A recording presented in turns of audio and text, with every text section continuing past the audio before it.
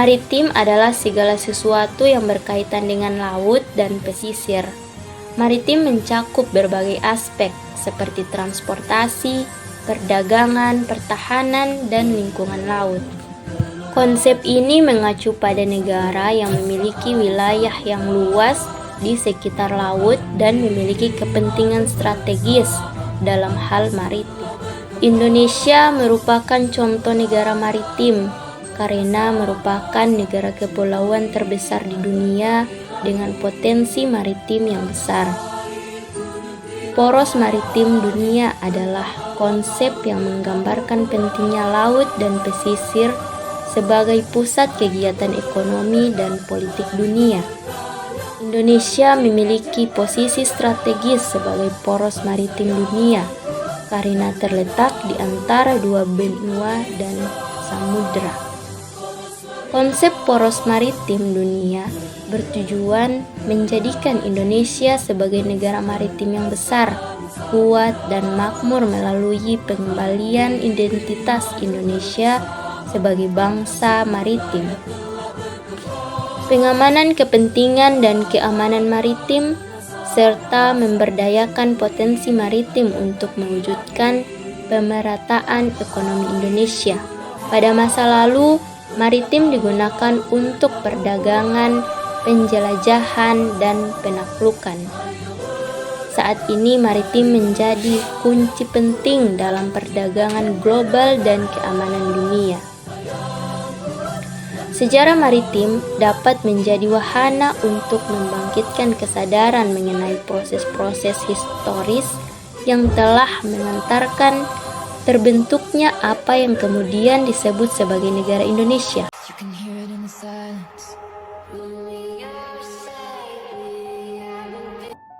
Sejarah Kerajaan Maritim di Teluk Tomini.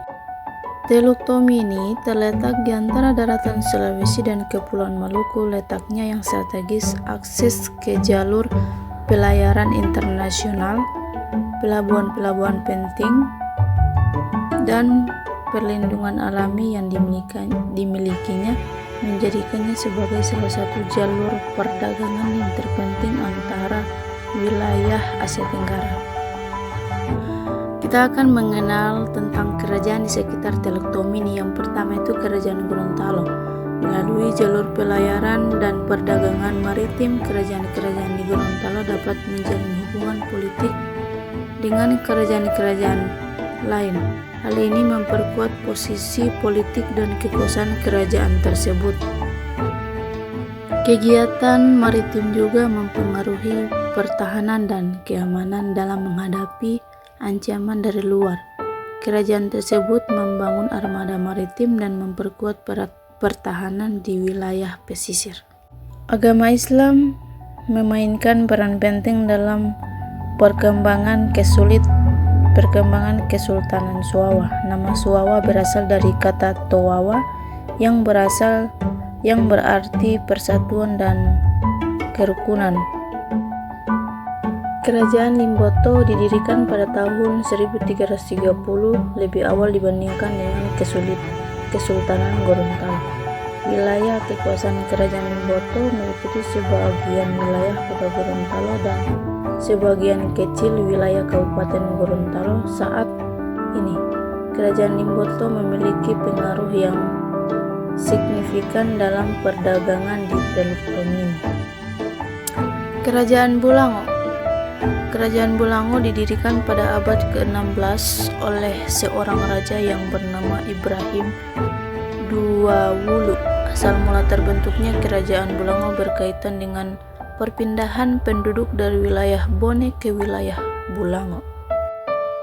Kemudian Kerajaan Parigi. Kerajaan Parigi adalah sebuah kerajaan Islam yang berdiri pada tahun 1515 dan raja pertama yang memerintah adalah Makagero yang dilantik oleh Francisco Lessa, seorang gubernur dari Portugis yang berkuasa di sebagian wilayah Sulawesi Tengah pada masa itu. Kemudian Kerajaan Banggai dikenal sebagai salah satu kerajaan penghasil besi di kepulauan bagian timur. Sekitar tahun 2600 sampai 2500 Masehi, Mesir telah melakukan penjelajahan maritim laut Mediterania. Mesir pada masa itu sudah menjadi negara besar atau maritim besar di wilayah perairan laut Mediterania. Selanjutnya kita akan mengetahui sejarah perkembangan kemaritiman Indonesia. Perkembangan kemaritiman Indonesia mencerminkan perjalanan panjang yang melibatkan berbagai aspek dari prasejarah hingga modern. Berikut adalah uraian mengenai sejarah perkembangan kemaritiman di Indonesia. Kejayaan kemaritiman dari kerajaan-kerajaan yang ada di Indonesia ini menjadi landasan bagi pengembangan identitas Indonesia sebagai negara maritim yang kuat. Nah, yang pertama, prasejarah maritim Nusantara. Ini mengetahui kondisi geografis dan ekosistem, migrasi dan penyebaran. Pada kondisi geografis dan ekosistem, sejak zaman prasejarah, wilayah Nusantara sudah menjadi pusat perdagangan dan pertemuan budaya. Pada migrasi manusia modern ke wilayah Nusantara diperkirakan terjadi sekitar 70.000 hingga 60.000 tahun yang lalu. Yang kedua, sejarah kerajaan maritim di Indonesia. Ini ada beberapa kerajaan seperti Kerajaan Sriwijaya, Kerajaan Majapahit, dan kerajaan lainnya. Pada Kerajaan Sriwijaya pada abad ke-7 hingga ke-13, Kerajaan Sriwijaya menjadi kerajaan maritim terbesar di Asia Tenggara, sehingga letaknya yang strategis di jalur pelayaran perdagangan antara India dan Cina.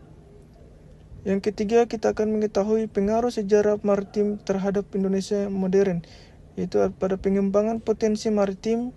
Sejarah kemaritiman Indonesia sangat memengaruhi kebijakan politik dan strategi nasional dalam memanfaatkan potensi maritim negara ini, dan juga identitas nasional. Kejayaan maritim kerajaan-kerajaan Nusantara di masa lalu telah membantu membangun identitas nasional yang ada di Indonesia, sehingga menjadi maritim yang kuat. Yang keempat, pembangunan infrastruktur maritim modern. Pemerintah Indonesia telah mengambil berbagai langkah untuk memperkuat posisi negara sebagai poros maritim dunia. Yang kelima, peran Teluk Tomini. Dengan lokasi yang strategis antara daratan Sulawesi dan Kepulauan Maluku, telah lama menjadi jalur perdagangan penting yang menghubungkan berbagai kerajaan di Nusantara. Konsep kemaritiman. Kemaritiman adalah konsep yang mencakup segala sesuatu yang berkaitan dengan laut dan pesisir, termasuk transportasi, perdagangan, pertahanan, serta lingkungan laut. Maritim mengacu pada negara yang memiliki wilayah luas di sekitar laut dan memiliki kepentingan strategis dalam aspek-aspek tersebut. Dalam konteks Indonesia yang merupakan negara kepulauan terbesar dunia, kemaritiman memiliki peranan yang sangat penting karena melibatkan berbagai aktivitas yang berhubungan dengan laut. Konsep kemaritiman juga mencakup gagasan bahwa laut juga hanya sebagai pembatas, tetapi juga sebagai penghubung antar berbagai wilayah di negara tersebut. Di Indonesia, pengembangan potensi maritim, penegakan kedaulatan wilayah laut, serta rehabilitasi lingkungan laut merupakan bagian penting dari strategi nasional. Indonesia telah melakukan berbagai langkah seperti pembangunan infrastruktur maritim, penguatan sektor ekonomi kelautan, dan lain-lain. Aspek ekonomi dan sosial. Kemaritiman juga mencakup pengembangan sumber daya manusia, pengembangan budaya bahari, dan pengembangan sektor wisata laut. Negara maritim memiliki potensi sumber daya laut yang sangat kaya, termasuk alam, energi mineral, sumber daya lain. Aspek kemaritiman juga melibatkan pengolahan ekonomi kelautan dan revolusi biru.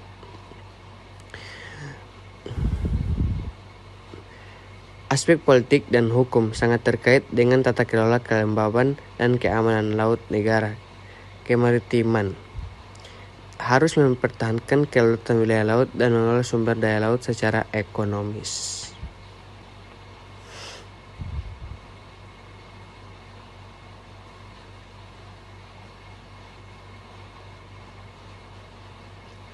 Konsep kemaritiman Indonesia, potensi dan ciri. Indonesia merupakan negara maritim dengan luas lautan yang 2/3 lebih besar daripada daratan. Indonesia memiliki garis pantai terpanjang di dunia, dan perbatasan dengan 10 negara membuatnya memiliki posisi strategis dalam aspek ekonomi dan militer. Indonesia memiliki potensi besar sebagai poros maritim dunia. Namun untuk mewujudkannya diperlukan kebijakan dan strategi pembangunan yang jelas. Perlu pula meningkatkan kesiapan dalam berbagai aspek seperti infrastruktur, sumber daya manusia, dan keamanan laut. Dalam rangka meningkatkan kesiapan tersebut, Indonesia telah mengambil berbagai langkah seperti pembangunan pelabuhan, peningkatan kapasitas SDM, dan kerjasama internasional.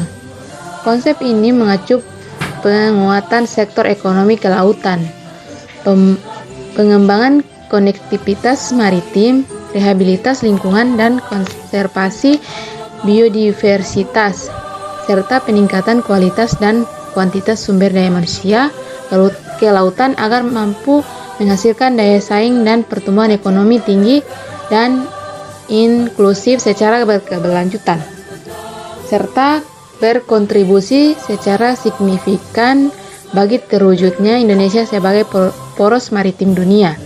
Sebagai negara maritim, Indonesia memiliki tanggung jawab dalam rehabilitas kerusakan lingkungan dan konservasi biodiversitas di laut.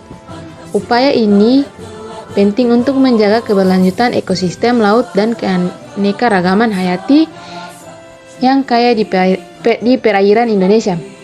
Dalam rangka melanjutkan pengembangan kemaritiman di Indonesia, perlu dilakukan regenerasi dan pewarisan konsep budaya maritim. Oleh karena itu, perlu pula dilakukan penguatan budaya dan literasi maritim, yaitu suatu konsep yang mencakup upaya untuk memperkuat budaya dan literasi maritim di Indonesia, termasuk cara pandang dan cara hidup bahari, adaptasi, penggalian potensi, dan pemanfaatan sumber daya maritim. Hal ini dapat dilakukan melalui pendidikan, penelitian, pelatihan, dan pengambilan kebijakan yang berbasis maritim.